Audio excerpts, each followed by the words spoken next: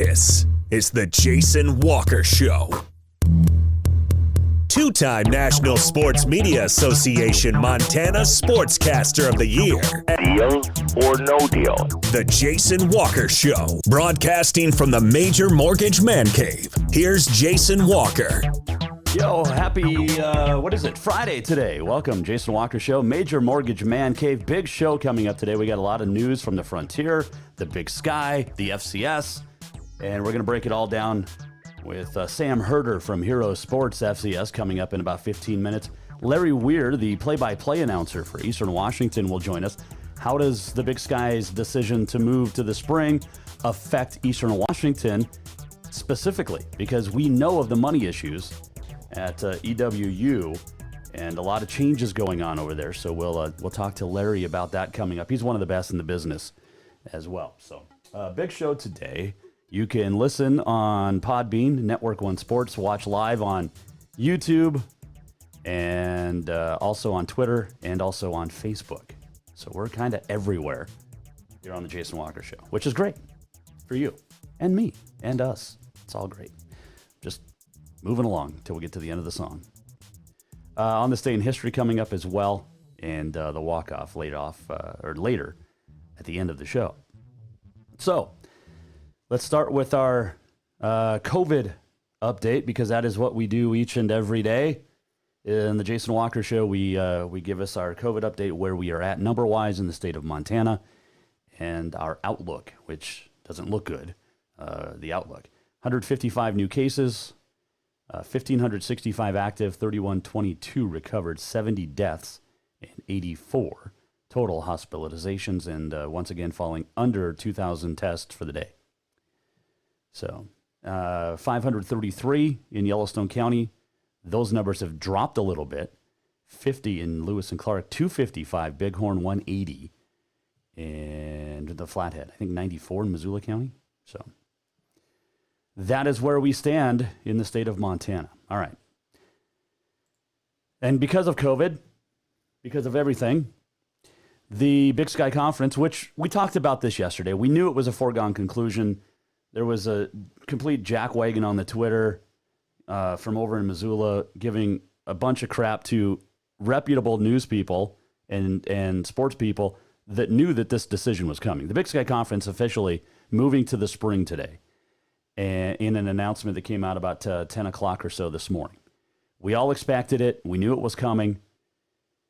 And it's done. Now, there are some questions on if there's going to be some non-conference games. Montana State would like to continue. They still have Dixie State on their non-conference schedule. Their two non-conference games were canceled. Long Island and Utah. Utah, the money game. But will Montana be able to play in the fall? Montana State be able to play in the fall? Kent Haslam, director of athletics over at Missoula, said that the Grizz will not play in the fall, no matter what. They're hoping to do some spring ball. And I got to sign up for the Athletic because Jeff Choate, the Bobcat football coach, blasts the NCAA and college football leadership in an Athletic article today. So we'll get that. He is not happy. He was not made available to the media today. We reached out Tuesday. Or Monday, rather. We're still waiting to get Coach Choate on the air, as well as Coach Houck. They will be on the show, but obviously both pretty upset. But both saying, you know what, we'll be ready when it's time to play. For Montana State, that could be September 19th against Dixie State at home. They're trying to get, along with Idaho, some sort of a 3-game non-conference schedule built.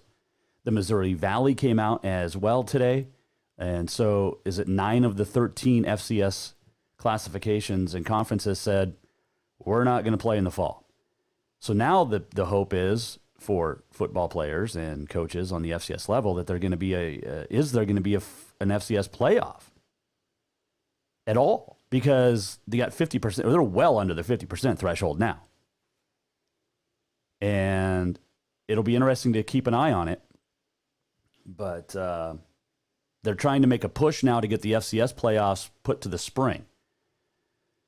They're going to play the Big Sky according to the Big Sky, a full 8-game conference schedule in the spring. Looking right now, there's no dates, but a lot of it's on the table. There's couple of dates thrown out, March to May, which would be quote unquote fall camp, your practices starting in February. Well, that's not going to work so much in the state of Montana. There's no dome facilities to work out in. Idaho State have their domes. Idaho State, by the way, saying they're not even going to allow high school to play in the dome at Holt Arena, and that'll be interesting to see. Eastern Washington, I don't believe, has a domed practice facility to practice in. There's not a lot to do in the Big Sky. So you can weigh in on anything, as always, on the Twitter, on the Facebook, and you can email as well.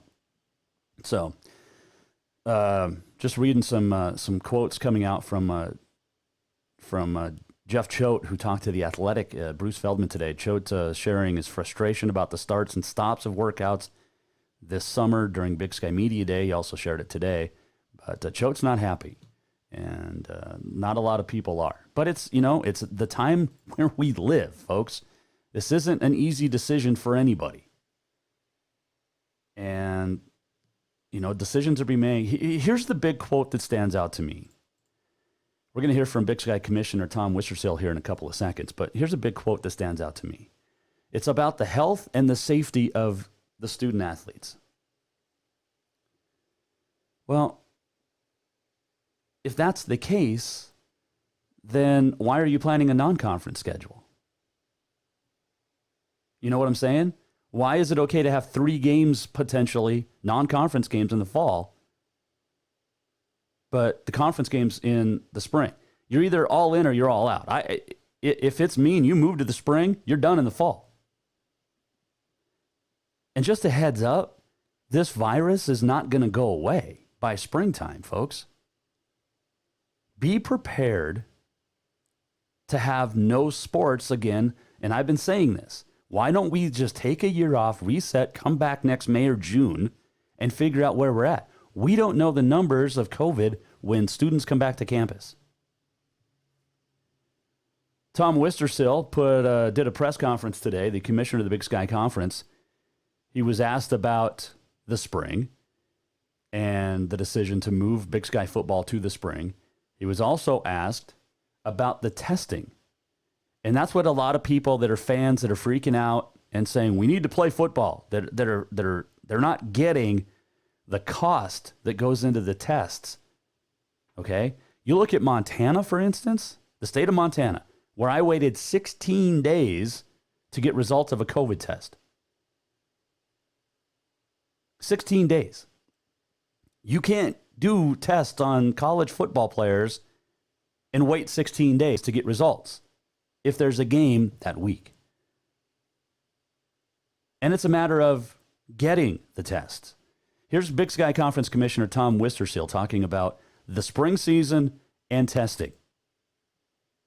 Yeah, I think a lot has to change. Obviously, we have to get control of this virus in this country. We have to make sure that we can, have contact sports in a safe way. I think a lot will be determined by what happens this fall on campuses. Once all the students come back to campus, how can we manage the spread of the virus at each of our locations?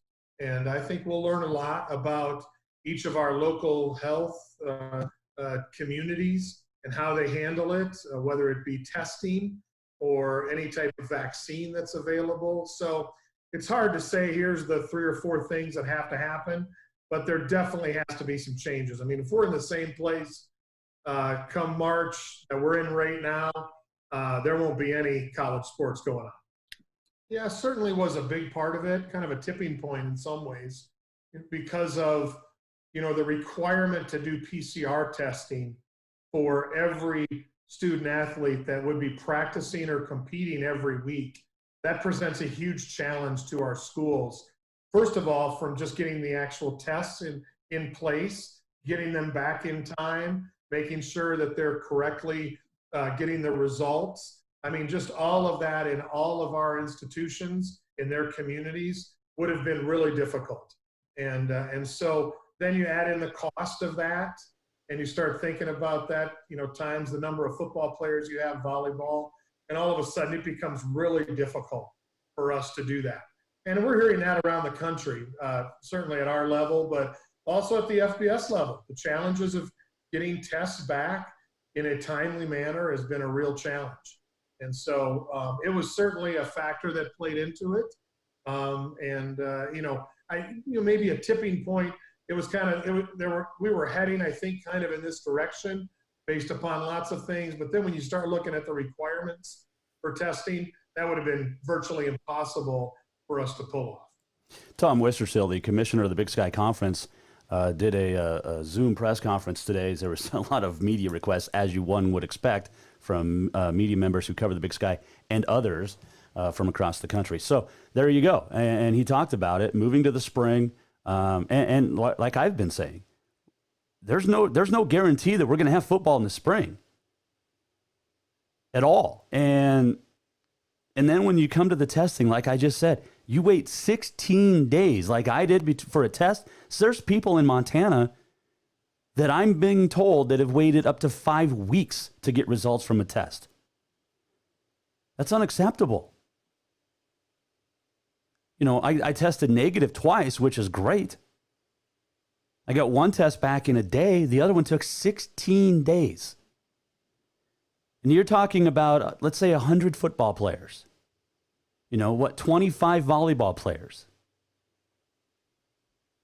Multiple cross-country. I mean, you see where we're going. The list goes on. And let's not forget, they're going to have to start testing basketball players and wrestlers for these fall sport or winter sports coming up. The requirements the NCAA has put out and the NAI, it's expensive. I will be shocked if the Frontier Conference football players are able to have a full 8-game schedule like they're planning on starting in September. And they move that back a week to September 19th. Why? How does the Frontier test?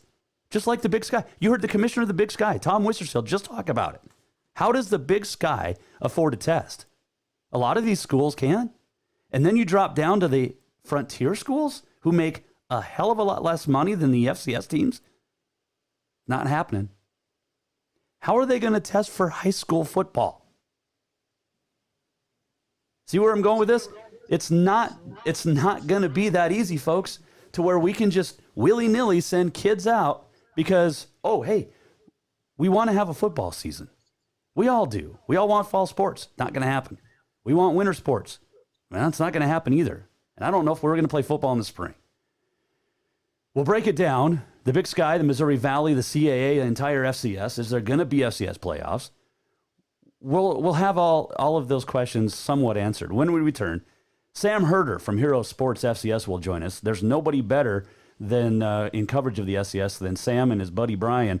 They broke big news yesterday. They took a lot of heat for it, but at the end, they were right. And Sam Herder joins us next. Jason Walker Show. Have you thought about buying a home and just don't know where to begin? Well, when it comes to one of the most important purchases one can make, we understand it can be frustrating and confusing, but it doesn't have to be. Let the Major Mortgage team help you with all your mortgage needs. Major Mortgage means major service, and we would love the opportunity to help you today. Give J.R. McFadden, NMLS number 1246357, a call today at 406-465-1918, or you can visit him at 2001 11th Avenue, Building A, Suite 3 in Helena. Major Mortgage is a division of AMCAP Mortgage, NMLS number 129122, equal housing lender. Do you love to look at photos of Montana, from animals to landscapes and more? Are you looking for a place to get your senior pictures or family portraits done? Are you a business owner looking to upgrade the decor in your offices? Well, look no further than Mark LaRoe Photography. Mark has been shooting beautiful photos all across the Treasure State, from rodeos to portraits, and would love to work with you. Visit marklaroephotography.com to see many masterpieces of his work, then give him a call to schedule your own photo shoot. Or to purchase one of his fantastic pieces, stop by Spirit of the Big Sky Gallery on Custer in Helena. marklaroephotography.com. Yes, it's true that Montana is a long way from the Gulf Coast, but you can bring that Cajun flavor home with a stop at Cafe Zydeco. From po' boys to classic sandwiches, Cafe Zydeco has all the best Cajun in town. Are you in the mood for seafood gumbo or crawfish etouffee? Maybe you're craving jambalaya with some shrimp and grits. Head in for breakfast, lunch, or dinner, or call ahead for pickup or delivery. Cafe Zydeco will fix all your southern cravings, even on a chilly Montana day. Cafe Zydeco is a proud sponsor of The Jason Walker Show. Who doesn't love being number one? When your team's dominating the standings, or your favorite band rocks the charts at number one, it feels good, right? Kind of like how it feels when you have auto insurance with State Farm. Because making you feel like number one is an honor your local State Farm agent takes seriously. Through the good times and not so good, your State Farm agent's proud to be here to help life go right. Call State Farm agent Mike Miller in Helena today. Store-wide savings are what you'll find when you shop for new home furnishings at Rucker's Furniture. This means tremendous values on Helena's largest in-stock selection of home furnishings. When you shop Rucker's, you'll find store-wide savings on the furniture you want for every room in your home. And you'll also find our selection of Serta iComfort, the most comfortable beds in Helena. 12-month financing is available with approved credit on most purchases over $299. Ask for details. You'll find store-wide savings at Rucker's Furniture, 1010 Dearborn, Helena.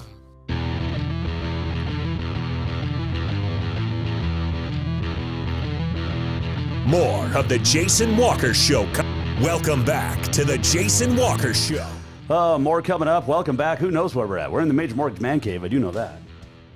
Jason Walker Show on a finally Friday. Larry Weir, the play-by-play announcer from Eastern Washington, will come join us in about 20 minutes. How does the Big Sky's decision to move to the spring affect Eastern Washington? Specifically because, well, their money is not great as it is.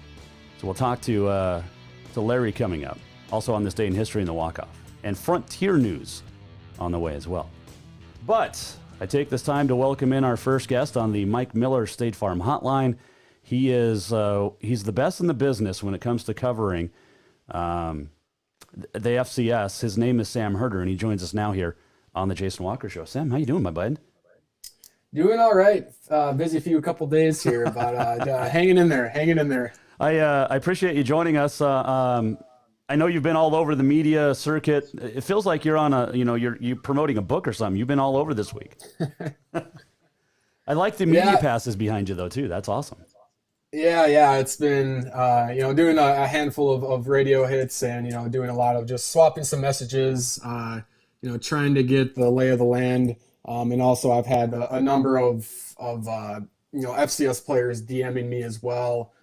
Just trying to figure out what the heck is going on, and I didn't have a whole lot of answers for them either, unfortunately, but there was a lot of frustration from players trying to get a handle of what's going to happen, and try to fill them in with what I knew what was going on, but again there was so much uncertainty these last few days where it was hard to get a handle on everything that was going on. Sam Herder, our guest here, Mike Miller, State Farm Hotline, joining us on via the Airlink. So the Big Sky, we knew yesterday this was a foregone conclusion. I felt bad, but great job reporting by Brian McLaughlin of Hero Sports, because he nailed it, and you nailed it. Everybody nailed it. We were just a matter of waiting for the official announcement. They finally came out today, but this was expected, and, this isn't the first domino. It's, the 9th of 13. Is that correct?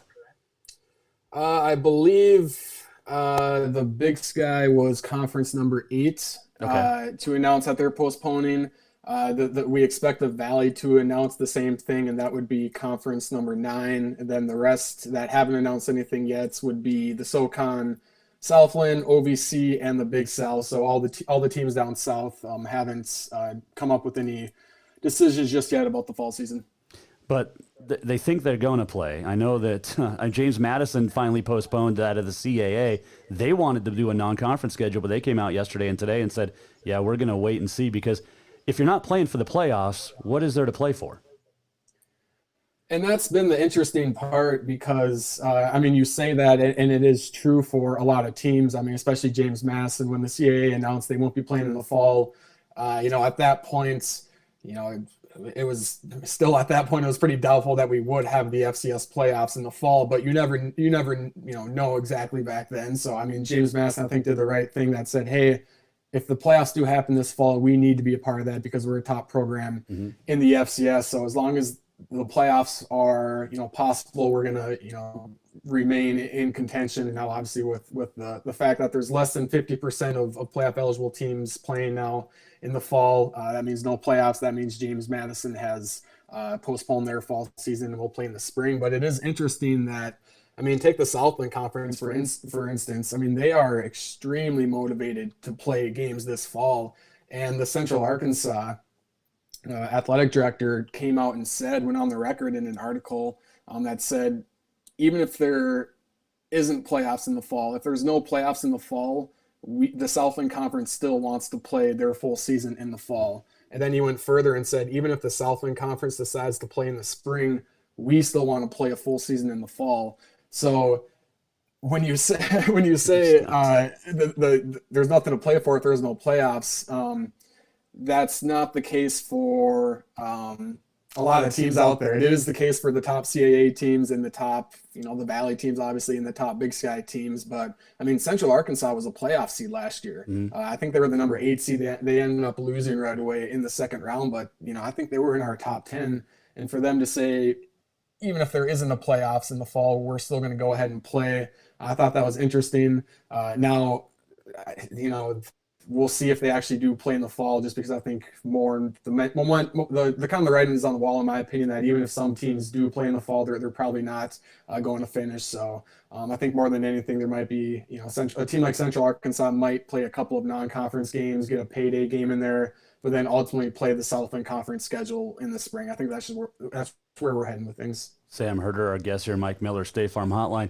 Sam, when you look at that, there's teams that want to play some non-conference games, especially in the Big Sky, like Idaho, Montana State, in the fall. Why is it safe to play up to 3 games in the fall, but not an entire conference season? Yeah, that is a good question. It's a fair question. I kind of am along the same lines there, where why can you play some games in the fall but not all the games?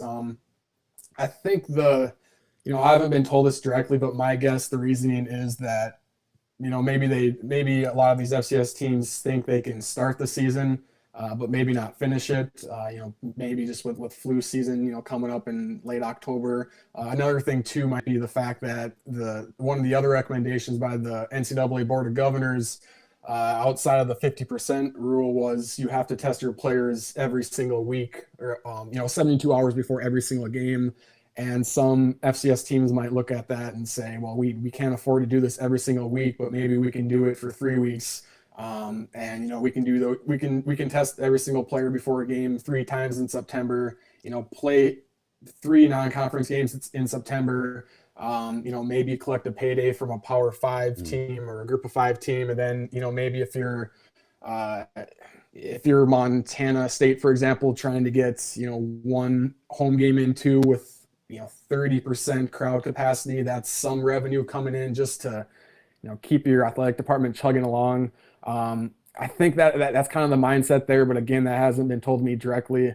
But that's the same question I ask myself is, why can some games be played in the fall, but not all the games? But I think that's kind of where the mindset is at there. I talked about this the beginning of the week, and again today. I was out with 2 weeks with no voice, literally whatsoever. But I was quarantined. I had COVID test twice. I waited 16 days here in Montana to get 1 COVID test back. It was negative, thankfully. But how are they gonna? How did the schools justify using rapid tests to play football when the normal human being like myself or yourself has to wait 2.5 weeks to get results back?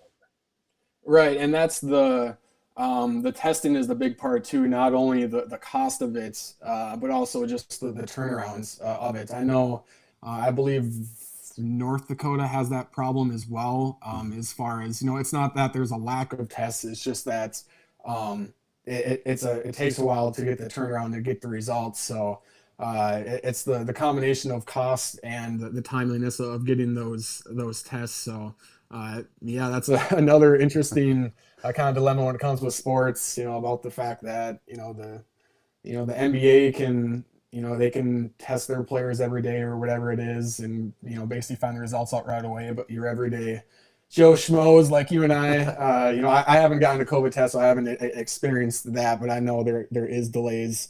And just the process, I know someone went to go get a COVID test and the line was too long, so they decided to skip it and go back the next week. And all of a sudden, 3 days later, they got something in the mail saying you tested positive. And they're like, and he's like, I didn't even test. What are you guys talking about? Yep. So. Yep. Just the whole testing thing is kind of a mess, which just kind of goes back to my thought that the right now teams are saying they're motivated to play in the fall, but I don't know. I think some games will happen in the fall, but I don't think there's going to be a full season played in the fall. Yeah, I just don't see it happening on any of the 13 FCS conferences or the FBS for that matter. D2, D3 already canceled their fall sports championships, which tells me that they're not going to try to play a fall sports football season either, or any of their fall sports.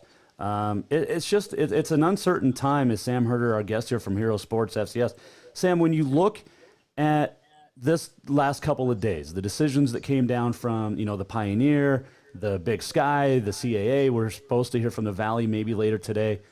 Those are some big players. We knew the Ivy League was first. They were also the first to cancel their basketball tournament, so maybe they are smarter than everybody else. But you look at the CAA was, a few weeks ago, and now all of a sudden you got more of the bigger players moving to the spring. Does that give us hope that there's going to be a playoff system in the spring, or is that going to get scrapped, do you think? Well, I think, the Big Sky has, they're trying to unify everything right now as far as, really pushing hard and collaborate and unify with the other FCS conferences and the NCAA to, try to figure out some way to get an FCS spring playoff, to happen, because we haven't really, no one has come out within the NCAA or leadership that said if there isn't an FCS fall championship, there is for sure going to be a spring FCS championship. No one's, said that is going to happen. Right. So I think, the Big Sky, I think in their press release, they said, we're already actively talking to other FCS conferences to, kind of have a unified front to go to the FCS and say, we're all on board here. Well, the problem is, like I mentioned earlier, the Southland wants to play this fall, and the OVC and the SoCon as well. They seem pretty motivated to play this fall. So, we'll see what happens, with the spring. First off, obviously things have to improve by then just to play games. Sure. I'm optimistic. That will happen. Hopefully, active cases are down, so the worry about an outbreak happening is down, and hopefully testing gets cheaper, and there's treatments, and maybe a vaccine. We'll see, but I do think they will have a season in the spring. It's just a matter of how will they structure that FCS playoffs. How late will the playoffs go into May or June? Probably May, and then how will that impact the fall of 2021, and then also how many seniors that have pro aspirations, how many of them are going to decide to just forego their senior year and train for their upcoming pro day if there is a spring season. So a lot of questions, but I think athletic departments are going to have a lot of time this fall, obviously with no games going on, to put a plan in place, and hopefully we can get something together that works for the spring. We saw a player from Northern Iowa, one of the first dominoes to say he's entering that transfer portal and, not going to play in the spring, possibly. But, there's a lot of guys like Trey Lance from NDSU that came out and said, look, we got big dreams, aspirations. We want to play in the league too. It'd be interesting to see how many players don't play in the spring. You bring up the playoffs, Sam, the potential of it running into June. They always talk about the commissioners, the ADs, the presidents have all talked about the last couple months, the health and safety of the student athletes. How in the heck can you justify running a playoff deep into May or June and then turn around in August and come back for the health and safety of the players to have a 2021 season? Right, and I think that's why the 2021 season would probably get pushed back to October, but even then that's not a normal amount of break there. Right. But still, to use NSU as an example, they've played into January every year in the 2010s, except for a couple of years. And then they've, had 1 week off, went right into their grueling, off-season workout with their strength coach. And then, 2 months after the season ends, they go into, spring football. And then they, take a break, and then they go into summer workouts, right. And then they go right into the season. So NDSU is kind of an example of how you can play a 16-game schedule, then 2 months later play spring ball, which obviously isn't. You're a lot of your upperclassmen aren't practicing in the spring or going high level padded contact in the spring. But I do think players could possibly play until May, and then start in October. I do think there is circumstances, especially with the 4-game redshirt rule, where maybe there is a play counts somehow in spring football where players can only play X amount of plays in a game, and you kind of sprinkle in some true freshmen playing in 4 games to maintain their red shirts. Something like that where you try to save up on snaps and turn around and play in the fall. But yeah, you're right. That is the main, or not the main concern, but one of the bigger concerns is how does this impact the fall of 2021? Because if we can't play until the October of 2021, well, the September is when a lot of pay games are for these FCS teams. So a lot of questions still to be answered. What's crazy is I think back to, and I've told this story on the air before. It was 5 or 6 years ago, and I was at Goodwill dropping off some stuff. I had moved in with the girlfriend, and the guy that was taking my donations found out I worked in sports, and he said, sports as we know it will not look the same in 5 to 10 years. And little did I know, I thought he was a whack job, but little did I know how right he actually has turned out to be. It's nuts when you think about it, and not just, we talk FCS football because it's huge. How many schools are going to suffer now and possibly not even be able to make it without that football budget? Yeah, I think I don't know if there's going to be a lot, but I think there might be some teams that decide to either drop their football program or to drop a division. Maybe even some might drop to the Pioneer Football League because the Pioneer Football League is non-scholarship. I believe just recently Presbyterian was a Big South member. They're now going to the Pioneer Football League, and that's, you're saving up on 63 scholarships right there. So I think there is going to be some stuff like that. But the FCS is so interesting in the fact that you have teams like James Madison and NDSU and the Montana schools where, the football program generates a lot of revenue for them, just with the amount of donations and season tickets and just ticket revenue in general. But then you have the other extreme where there's very, very small athletic budgets, and there's these football teams that cost their schools and their athletic departments, millions of dollars just to operate a football program. So I feel like some of those teams might have already been hanging on their Division I status. It's been hanging on by a thread. I feel like this might be the final nail where the school really goes. How they go, how worth it is it to have our football team be Division I? And should we drop a division? Should we drop football entirely? Just because it is such a money pit. So I do think there will be some teams that drop football or drop a division. I just don't know if it's going to be, like 20 or 30 teams. I don't think it's going to be that much. But there's going to be some teams and athletic departments in general that are going to be hurting after this. Sam, I got to know, do you always grow a beard in the off season, or is this just because there's nothing to do right now?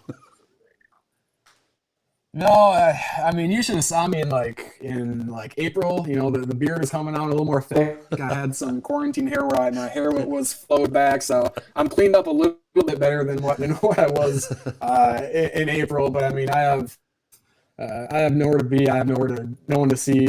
Except for on the computer. So kind of let myself go a little bit, maybe. Kind of the way I feel. I went with the mustache look, which the wife hates. But it's. Are you married yet?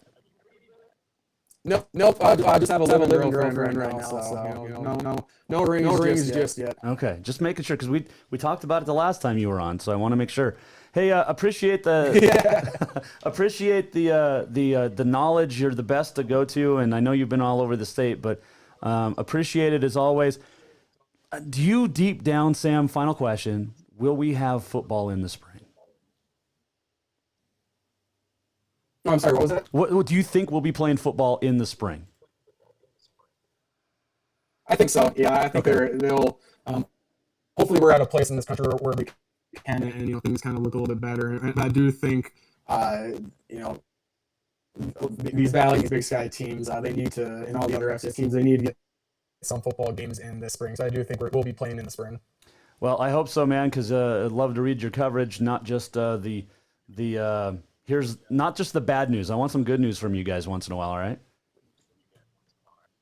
Well, that's usually what we try to do. We try to be positive about our coverage and highlight the players and the teams and the coaches and all that. We're usually not really the scoop game, breaking news game with everything that's going on. We've got some connections that we trust where we're able to kind of share what's been going on. Yep. No, you definitely hopefully do. we got some player features pretty soon. Awesome, Sam. I appreciate it, man, and stay safe out there, and we'll talk to you soon. All right, thank you once again. That is Sam Herder joining us on the Mike Miller State Farm Hotline, courtesy of Airlink. And Sam is, you can follow him at Hero Sports FCS, man, because he is flat out awesome and does a great job covering the FCS and everything that's involved. It's so awesome to watch what Sam and FCS Hero Sports FCS do. They're so good at it. Brian McLaughlin broke the news yesterday. He was right, despite what the jerk over in Missoula wanted to think on social media. But they were right, and we appreciate Sam joining us here today. All right, we're going to take a break. When we come back, we know that the FCS teams need money, and they rely on football for a lot of that, like Sam said, scholarship, donations, season tickets, just in general. Football makes a lot of the money for a university or a college. And Eastern Washington is struggling, and they have been for quite some time. We're going to talk to play-by-play announcer Larry Weir. How does the Big Sky Conference decision to move to the spring affect Eastern Washington specifically, and what's it mean for the Big Sky? We will talk to Larry Weir when we come back next here on The Jason Walker Show. Store-wide savings are what you'll find when you shop for new home furnishings at Rucker's Furniture. This means tremendous values on Helena's largest in-stock selection of home furnishings. When you shop Rucker's, you'll find store-wide savings on the furniture you want for every room in your home. And you'll also find our selection of Serta iComfort, the most comfortable beds in Helena. 12-month financing is available with approved credit on most purchases over $299. Ask for details. You'll find store-wide savings at Rucker's Furniture, 1010 Dearborn, Helena. Yes, it's true that Montana is a long way from the Gulf Coast, but you can bring that Cajun flavor home with a stop at Cafe Zydeco. From po' boys to classic sandwiches, Cafe Zydeco has all the best Cajun in town. Are you in the mood for seafood gumbo or crawfish etouffee? Maybe you're craving jambalaya with some shrimp and grits. Head in for breakfast, lunch, or dinner, or call ahead for pickup or delivery. Cafe Zydeco will fix all your southern cravings, even on a chilly Montana day. Cafe Zydeco is a proud sponsor of The Jason Walker Show. Have you thought about buying a home and just don't know where to begin? Well, when it comes to one of the most important purchases one can make, we understand it can be frustrating and confusing, but it doesn't have to be. Let the Major Mortgage team help you with all your mortgage needs. Major Mortgage means major service, and we would love the opportunity to help you today. Give J.R. McFadden, NMLS number 1246357, a call today at 406-465-1918. Or you can visit him at 2001 11th Avenue, Building A, Suite 3 in Helena. Major Mortgage is a division of AMCAP Mortgage, NMLS number 129122, equal housing lender. Do you love to look at photos of Montana, from animals to landscapes and more? Are you looking for a place to get your senior pictures or family portraits done? Are you a business owner looking to upgrade the decor in your offices? Well, look no further than Mark LaRoe Photography. Mark has been shooting beautiful photos all across the Treasure State, from rodeos to portraits, and would love to work with you. Visit marklaroephotography.com to see many masterpieces of his work, then give him a call to schedule your own photo shoot. Or to purchase one of his fantastic pieces, stop by Spirit of the Big Sky Gallery on Custer in Helena. marklaroephotography.com.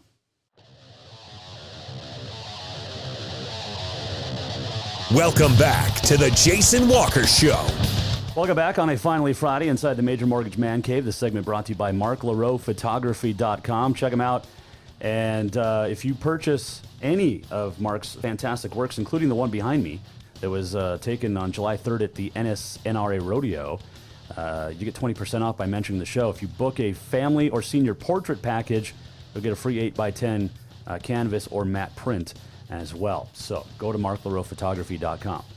On this day in history coming up, we'll wrap up the week as well, the walk-off and a whole lot more. But want to welcome in our next guest on the Mike Miller State Farm Hotline. He is a longtime great play-by-play announcer for Eastern Washington. His name is Larry Weir, and he joins us now here on the Jason Walker Show.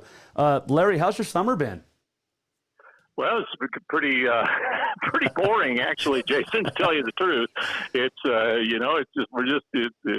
a nice day today, I guess, and we've got some news and finally some finality of what's going to happen or not happen, I guess, in this case, in the fall. Yeah, it's an absolute not stunner. I think we all saw it coming. It was announced officially today, but with the Big Sky moving to the spring, this is a big deal. And you know, we talked to Sam Herder from Hero Sports, who does a great job, and just a moment ago. But you know, we don't know yet if we're even going to have a football playoff yet with the FCS. But this is just unprecedented times.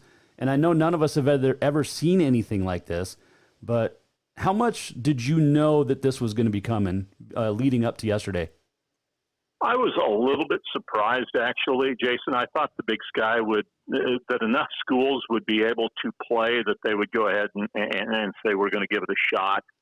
And then if others ended up having to drop out, then maybe you make some kind of differential. But as I understand it, 8 schools had clearance to go ahead and practice, and so I thought maybe they would have a go at it. Easton was one of those schools that could not at this point in time practice. And you know, I think probably in the end it was a good decision by the conference because it would have been very debilitating to an Eastern or to a Portland State or to any of the California schools if they weren't able to participate this year while other schools were. Yeah, and that's another thing, too. When you look at the California schools, I mean, we've known for a couple of months that they weren't going to probably be able to play at all because of the California school system. And then the situation in Oregon, the situation isn't any better yet in Washington. And it's getting worse in Montana. So I think you saw the writing on the wall. Eastern Washington laid some new turf on the Inferno. What does this mean, though, Larry? Because with Eastern Washington struggling so much financially, academia for a couple years has wanted athletics gone completely or cut down drastically. The president of Eastern just quit this week or resigned. What's this mean specifically for Eagles athletics? That's a good question, Jason. Really, nobody at this point in time, can really answer that question, or if they can answer that question, they don't really want to at this point. I think a lot will depend on what happens if we get to the spring season and then how many fans can attend, et cetera. Right now, Eastern's looking, they had a better than $2 million budget shortfall. They had to cut a lot of things out of their budget. Then when you add in football, you lose $750,000. And let's say you net 600 or 625 out of that trip to Florida, and then you've got, whatever your season ticket and ticket money would have been for an unprecedented home schedule with both Montana and Montana State, plus Idaho and Weber State, all coming to Cheney in conference play. So you were looking probably at, 1 million, 1.25, maybe even 1.5 million in ticket sales for the 6 home games that Eastern had, which would have been a record in that as well. So if you end up losing out on all that money plus the Florida money, it could be, a huge blow if the university isn't willing to, at least give a short-term loan to the athletic department to try to get through the pandemic. And we haven't even figured out yet with men's basketball. Eastern plays $275,000 to $300,000 a year in guarantee games. That's also added to the budget, and so that could be an additional crippling blow. So I don't think anybody really wants to take on that question yet until we know at the end of the school year. I'll say in late May or early June of 2021 exactly what can be played and what can't as far as Eastern goes. When you look at the potential, Larry, of having a spring football season and starting, let's talk about the Montana schools, the Idaho schools. Not so much Idaho, but you get a lot of snow in that Cheney, Spokane area, and it doesn't exactly stay necessarily warm. But how will they be able to have a practice in January or February and then play games in March and April when it's still, we just don't know what the weather's going to be like, and it's typically not great. No, exactly. But is it going to be that much worse than a November or a December practice if the team is in playoff time at that point? So, I think the football players will be able to get through that. It might not be ideal. Obviously, you'd like to have better weather. But then again, the weather should improve as you go through the year rather than get worse as you go through the year. So I would hope that how they work this is start practice at some point in February, maybe whether it's the first part of February or toward the mid part, and the season would then kick in with maybe the second Saturday in March, and you play through April, and then you'd have playoffs in May is how I would hope it would all work out here. And so by the time the games start, I would think the weather should be, you never know what you're going to get in this area, whether it's in Montana or in eastern Washington, but I would think for the most part it should at least be reasonable, like a November home game when we get to that point at the very least. Larry Weir joining us on the Mike Miller State Farm Hotline, does play-by-play for Eastern Washington. With the spring season and the potential of playoffs running until, through May, potentially into June, and then you turn around and come back in August, they talk about the health and safety of the student-athlete being first and foremost through this pandemic. But if you run a playoff system into late May and you make that playoff run, and then you turn around and come back in August, there's a whole lot of questions as far as the health and safety of that. But then will the upperclassmen play? Will the stars play in the spring? There's a lot of question marks still. Oh, a huge amount of question marks. And you hit the nail right on the head on two things. Number one, we're already starting to see some of the FCS stars enter the transfer portal. Northern Iowa wide receiver just entered in to the portal. Villanova's had some guys. JMU, they've lost 2 or 3 key guys, so they will not be available in the springtime. Now, they may not end up having a home to play. We'll have to wait and see because there's only so many, FBS scholarships as well, unless guys are willing to pay their own way and walk on. So that's going to be one thing to monitor. And then I think you just mentioned it too with the season potentially lasting into the Memorial Day or first week of June, however they work it. How can you literally ask those kids who have just played 16, 17, 18 weeks of college football to sit out for 8 weeks and then go play another 17 or 18 weeks of college football, counting practice time? I think when you start looking at that 40 to 45 week period, if you're going to make these kids play 30 to 32 of those weeks, that's a little bit much, in my opinion. I don't see how that is part of the health and safety of a student athlete. But at the same point in time, I think it was the last choice that schools had to make, and I think that's where they ended up. It would be the school has to play the games in order to get the money. Montana and Montana State, if they can't play a home game, you're looking at Montana's a $400,000 loss or thereabouts, and Montana State's probably in the $300,000 range, or maybe even a little bit more than that on both cases. So the schools have to be able to, I think Montana's more like 600,000. I think now that I think about it, but at any rate, whatever the money is, you've got to be able to have that money in order to be able to operate as an athletic department. And it may end up being bad for some kids, but still, I guess worse for the kids would be if you couldn't afford the athletic department at all and you started to see football programs disappear because of this. Larry, one thing that I've been bringing up, and nobody's been able to answer this, and you won't be able to either, but we just saw the tragic news yesterday, a football player from Puyallup that passed away from COVID-related situation or disease, and to me, it's not the death total, and it's not even really the numbers totals, it's the long-term effects. We don't know what the long-term effects are of this COVID disease yet. And we've seen some deaths. We've seen, a Boston Red Sox player who's 27 that has heart issues. We saw the 19-year-old kid in Indiana, offensive lineman, had COVID, and now he's got heart issues. We don't know the long-term effects, and to me, it's not worth throwing our kids out there whether it's high school, college, youthful, or whatever, until we know more. What's your opinion on that?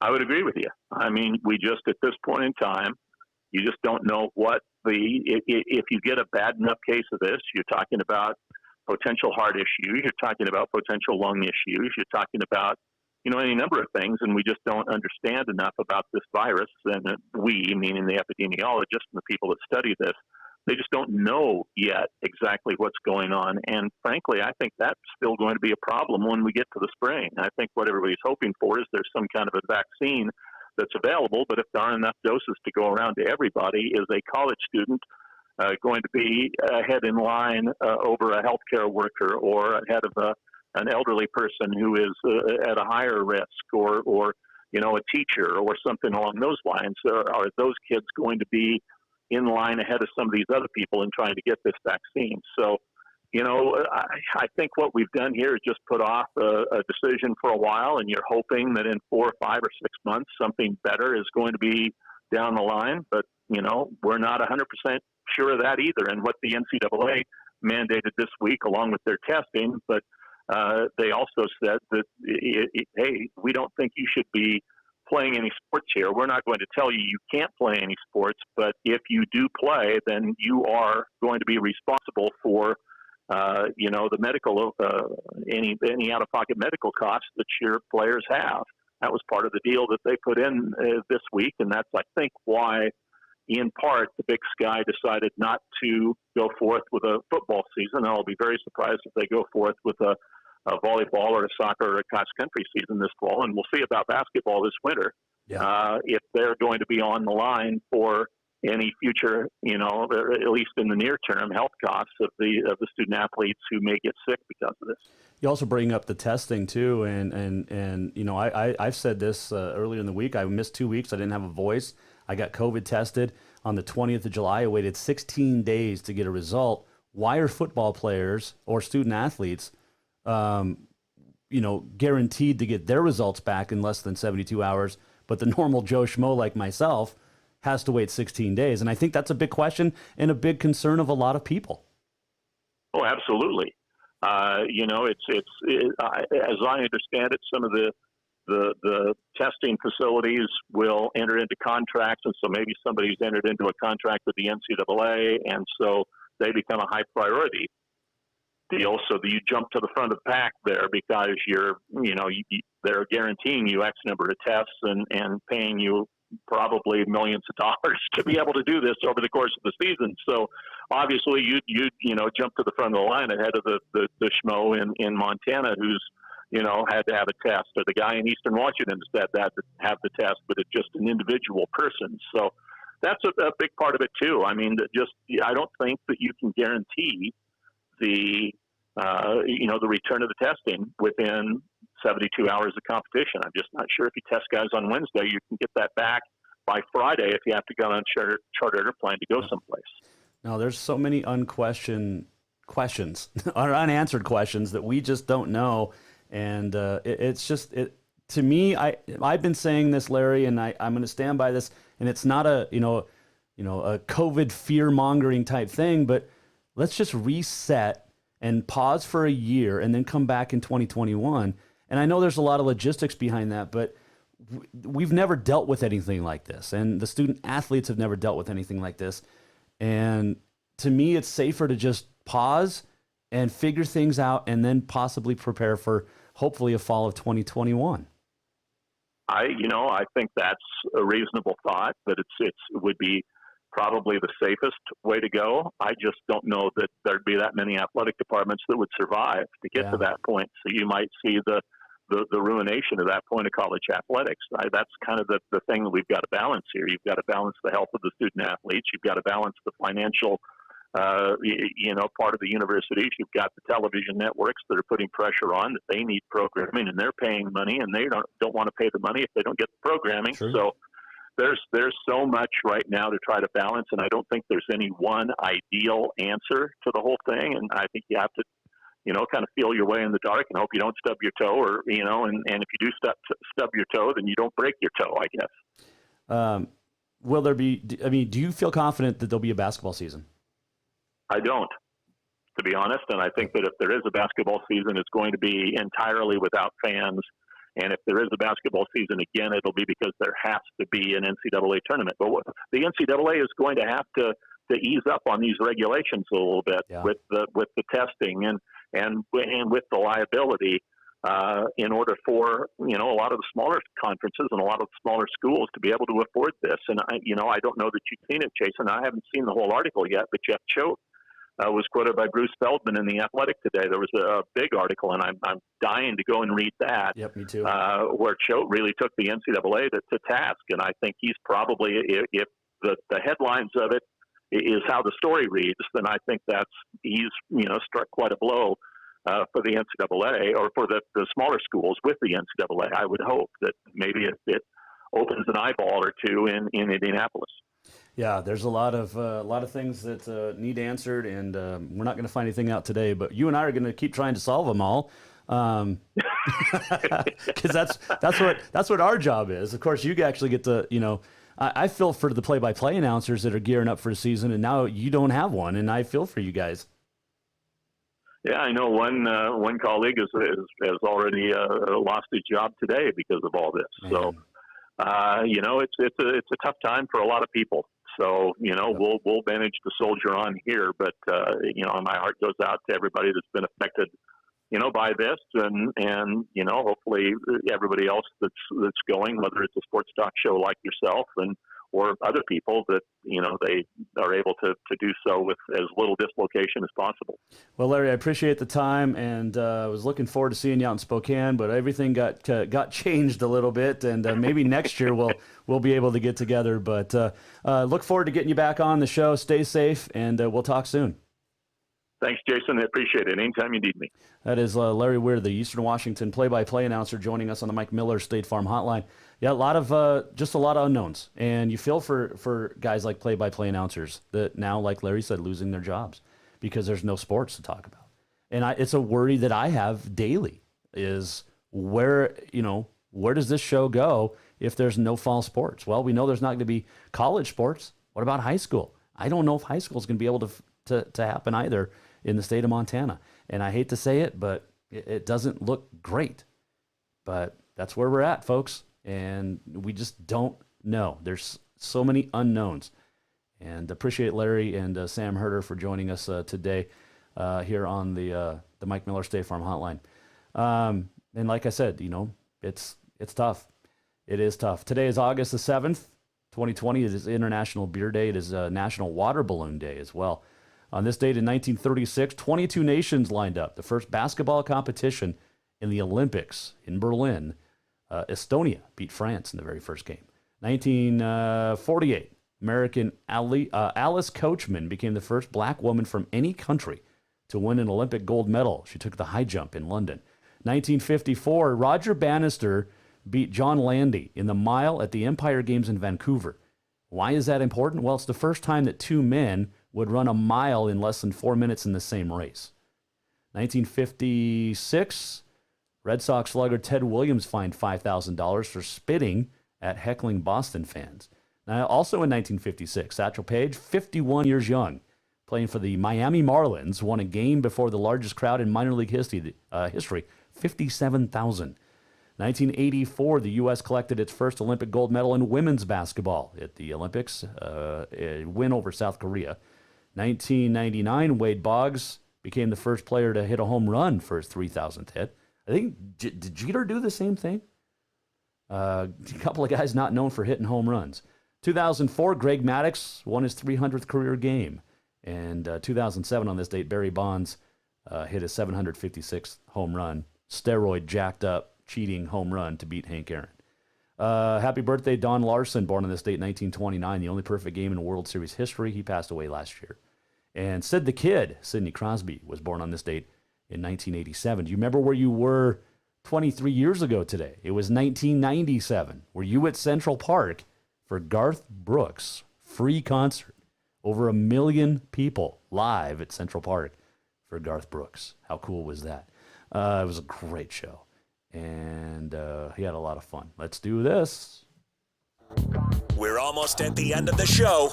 What did we learn? And what did he miss? Time for the walk-off. All right, time for the walk-off. And one thing we didn't get to, but we are going to, is that the Frontier Conference came out today and said that they're going to push football back. They're still planning on playing. They're still planning on playing the 5 Montana schools in a 8-game conference season. And we'll see. But they delayed a week to start the games from the 12th of September to the 19th. This delay was recommended by league administrators to give returning students more time to adjust to new health protocols. Okay?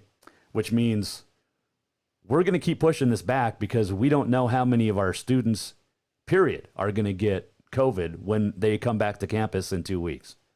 And the answer to that is a ton. Volleyball. So this is the big announcement. And I think we're going to have Carroll volleyball coach Mo Boyle on his show Monday. But at this time, volleyball administrators, Frontier administrators, moving volleyball to the spring to accommodate all schools in the Frontier and to further align the sport with the NAIA championships, which have been moved to the spring. Here's the big thing. A lot of this was due to the fact that the University of Providence is going online only to start the fall, which means they won't be doing fall sports, cross country, golf, volleyball at the University of Providence. So the interesting question to me on that, on the Frontier being all-inclusive for its volleyball schools, they didn't seem to care too much about the football schools, College of Idaho, Southern, and Eastern Oregon. Remember, the Cascade said they were moving all fall sports to the spring. That included their football teams. The Frontier wants to go ahead with a football season without those 3, 2 of which have been powerhouses in the last couple of years. Well, all 3, really. Eastern Oregon made a very deep run.